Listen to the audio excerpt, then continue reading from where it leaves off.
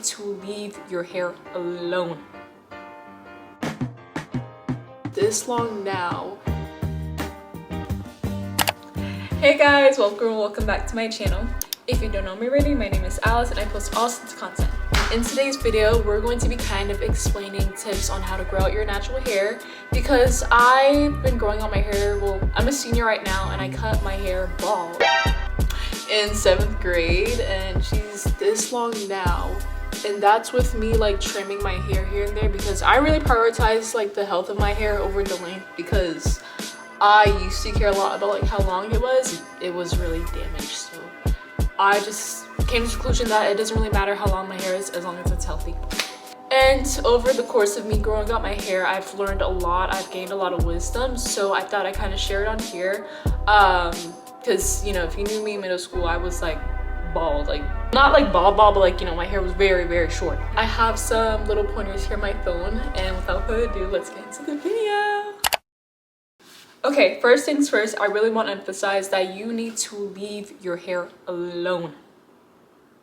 If you have a bad habit of like constantly touching your hair, fluffing up, whatever, please let's scratch that right now immediately because your hair needs to just like take whatever moisture, oils, whatever it can get in, because the more you touch it, the more it's like going, oh, the more you touch it, the more it's going on your hands, and then it's like, you know, it's taking it out from your hair. If you want to do protective style, oh, that's my second point.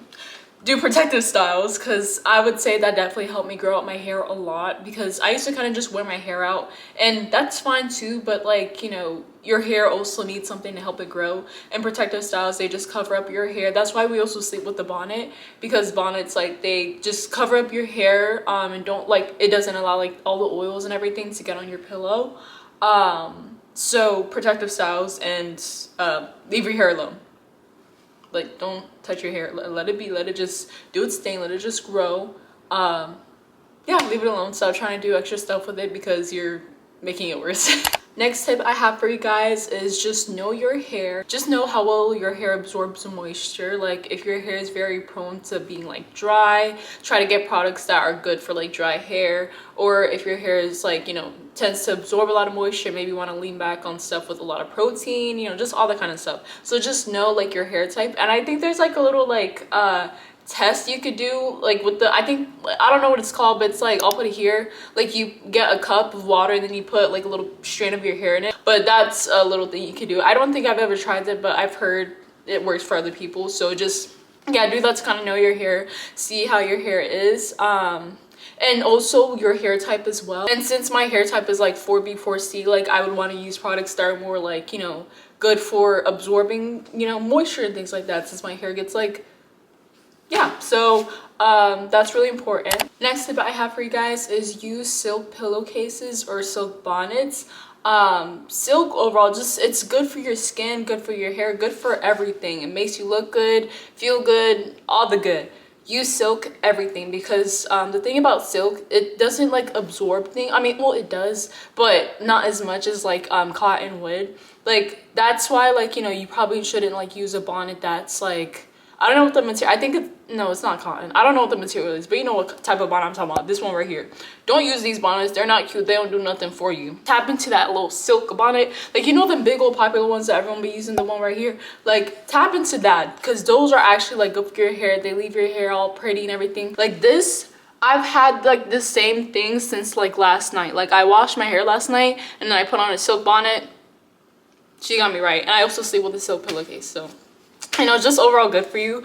And like, it has a lot of benefits. Like, silk is just, I don't know the science behind it, but I just know silk is your best friend. Next tip I have that's a little bit tricky for those of you that grew up, you know, with the importance of, oh, keep your hair long and everything. I grew up that way too, but I kind of grown to learn myself that it doesn't matter how long your hair is, it needs to be healthy. I mean, anyone can do their hair how they want, but me personally, I find it to be way more important for your hair to be healthy than it be long, because then it's just you're carrying dead weight and it's gonna be harder for your hair to grow, and it's just, I personally don't think it's worth it, but everyone's different. But I want to say, please trim your hair, at least trim, if you don't want to go the full like what's it called, chop off, what is it, Big chop, big chop.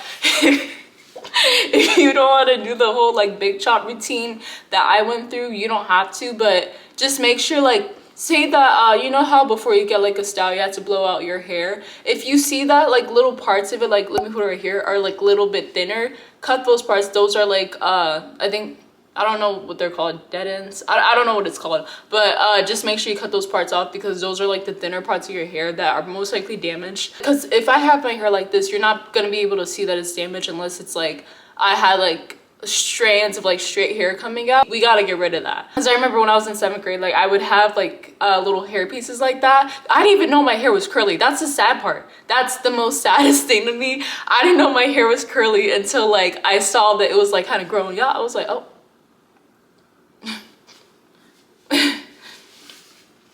I thought I was just born with like straight hair or like wavy hair. No, my mom would just perm my hair growing up. I have beef with perms too. Anything that could damage your hair, I just have beef with it. Cantu, don't like her. She puts they have alcohol in their products. It's not good. I used to use Cantu and my hair was just dry. Using heat on your hair, just anything that could damage your hair, I don't mess with it. It's gonna be like more harder for your hair to grow if you just hold on to like those little pieces, because then it's like your hair is trying to go but it got that little dead weight, you know. It's just like it's like tussling with it. Let it go. It's okay. It's gonna grow back. Like as long as you put in the effort, put in the work for it to grow back, give yourself a few months, you're gonna have inches. Like what? And most likely if you're a black girl, like, you know, you're gonna have shrinkage. That's absolutely normal. Like it doesn't mean that your hair is like short or anything. Like you see this isn't short, it's just boing. Like it's just my hair just wants to like shrivel it in. And even shrinkage is a good indication that your hair is healthy, because your hair wants to be in that coily pattern. Like your hair doesn't want to be all like, you know, out. Your hair naturally just wants to be like, let her just do her thing, you know. Like let your hair, like you're black, most likely if you're watching, you're black, or if whatever you are, your hair naturally just wants to be coily. Let it be its thing. Let it do its thing, because it's okay. I'm yelling at you guys because so many people have the idea that they have to have like long damaged hair, perms, whatever. No, let your hair be healthy, please, please. And some product recommendations I have for you guys. I'm just gonna kind of put some right here, and then I think I went to the store and I was kind of looking at some. So yeah, I know Shea Moisture is really good. The Miel, everyone's been taking that Miel hair oil, especially people that don't need it. If you know, you know. Yeah, the Miel hair oil. I don't know what else I use. Just a lot of oils. Yeah, things like that.